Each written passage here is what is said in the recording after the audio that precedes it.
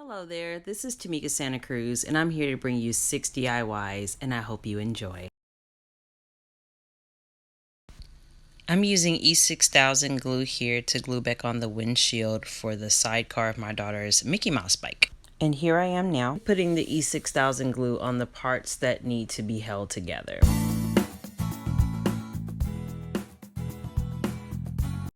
And once I'm done with that, I'm going to put the windshield inside of the bracket that it goes in and press hard and hold it there for about a minute. After a minute, I just want to check to see if everything is all lined up. And good, on to the next DIY. Here we have a gift bag that has been destroyed. It's brand new. I have no idea how this happened, but here we are. What I want to do now is glue it up so we can make sure it is sturdy and is going to hold the gift, because the gift is going to be pretty heavy that I'm going to put this in. Using this tacky glue that I found at Dollar Tree, I am going to be gluing up the sides of this. It should stay pretty sturdy.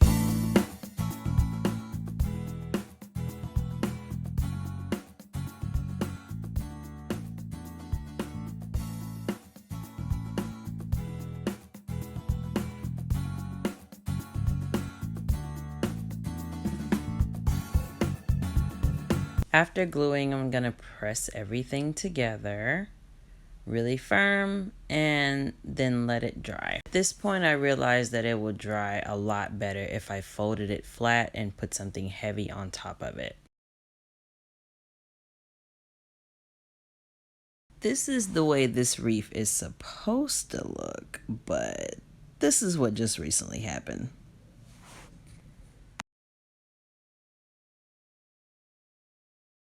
So the first thing I wanted to do was line everything up, just making sure that I know where I'm going to be gluing just before I just go in and glue.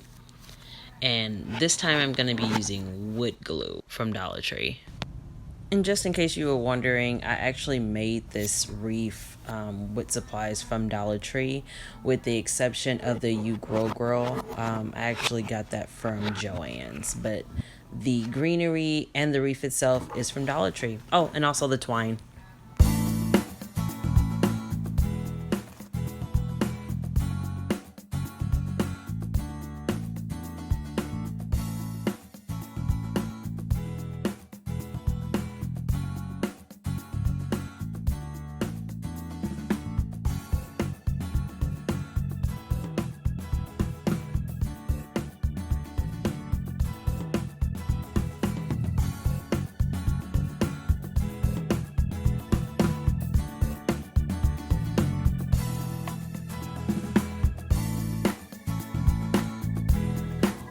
Afterwards, I hung this straight up to dry. The glue will dry clear when it's all dried. I would say 24 hours. Though I love these pretty bows, they always come up broken or undone or straggly in some type of way. So we're going to repair this today and save some money. We're going to bond this with some E6000 glue. I put the glue on the actual fabric where I want to stick the metal piece. And also just a little bit on the metal piece, just in case.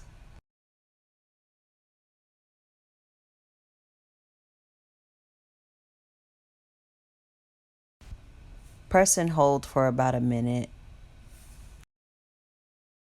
Next, I'm going to use these clamps from Dollar Tree. These are multi-purpose clamps. I use them for sewing as well, to hold fabric in place.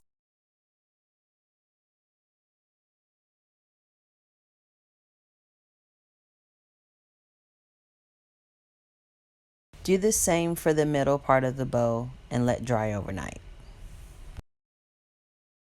Next, I'm going to be repairing some shorts that are missing some elastic. What you want to do here is measure your waist and then take 2 to 3 inches off of it, depending on how tight the elastic is. Grab you some elastic and grab a safety pin and put it at the end. Therefore, you can loop it around the pants and it'll be a lot easier to do. Do this from the opening. If there's no opening, Seam rip a small piece, maybe about an inch or two from the waistband on the inside. Put the safety pin in and then just guide your way through the tunnel of the pants or the pocket that's been created for the elastic.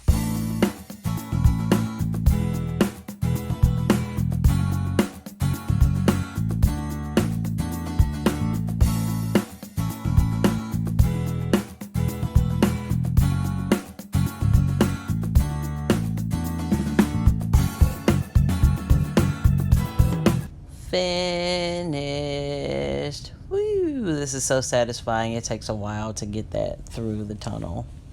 Now that you're done and the other end of the elastic is on the outside, you want to straighten the pants out and make sure not to let it go.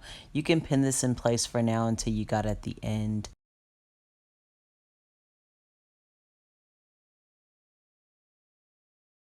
You want to go over to the machine and put a stitch from the beginning to the elastic on one side and the same on the other to make the elastic stay. This will be a lot cleaner if you do the thread color the same color as the garment that you're stitching on. Using some old pillows, I'm going to stuff her little lounge pillow. Here at my sewing machine, I'm going to sew the two pillows together. A little frustrated at this point because it took a while to get them together.